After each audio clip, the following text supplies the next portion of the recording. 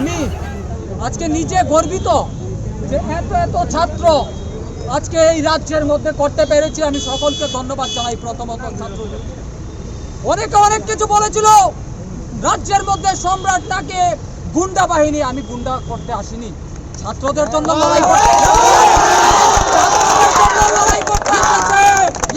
ছাত্রদের জন্য লড়াই করব, রক্ত দিয়ে হলো ছাত্রদের জন্য প্রতিবাদ করব।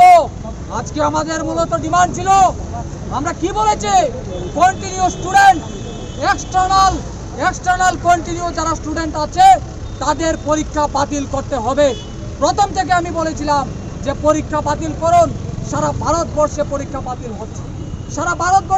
বাতিল হচ্ছে, এখানে কেন, আমাদের কথা হলো এখানে কেন পরীক্ষা বাতিল হয় না? রেগুলার ছাত্রদেরকে শুধু পরীক্ষা থেকে মুক্তি দেওয়া হয়েছে। যারা কন্টিনিউ যারা ছাত্ররা আছে তারা কেন পরীক্ষায় বসবে? আমরা চাই এই পরীক্ষা অবিলম্বে বাতিল করুন, না হলে কিন্তু রাজ্যে বৃহৎ আন্দোলন আরো গড়ে তুলুন। এখানে কিছু দেখেননি, এখানে কিছু নয়, হাজার হাজার ছাত্র মিলে রাজপথ কাঁপাবে কিনা, লড়াই করবে কিনা, সবাই করবে তো, আন্দোলন করবে তো, পুলিশকে ভয় পাবে কিনা, লড়াই চাই। সম্রাট রায়ের নেতৃত্বে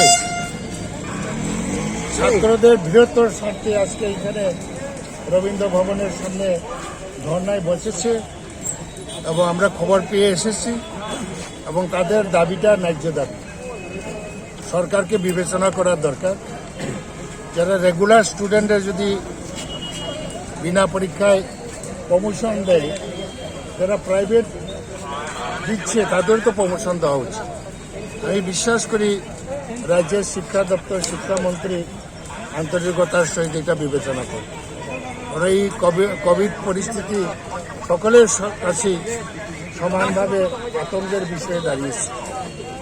আমি বিশ্বাস করি রাজ্য সরকার এবং শিক্ষামন্ত্রী রতনলাল নাথ এই বিষয়ে বিবেচনা করবে, কারণ সারা রাজ্যে একই দাবি। আজকে ছাত্রদের এই বৃষ্টি বাদলের সময়ও প্রশাসন থেকে অনেক অবরোধ করার সত্ত্বেও অনেক ছেলে মেয়ে এসছে এবং মফস্বল থেকে আসতে পারেনি। সারা রাজ্যে ছাত্রছাত্রী একই দাবি, যারা রেগুলার স্টুডেন্টের ক্ষেত্রে যা সুযোগ দেওয়া হয়েছে, এই সুযোগটা যারা প্রাইভেট দিচ্ছে এক্সটার্নাল তাদেরকে দিতে হবে।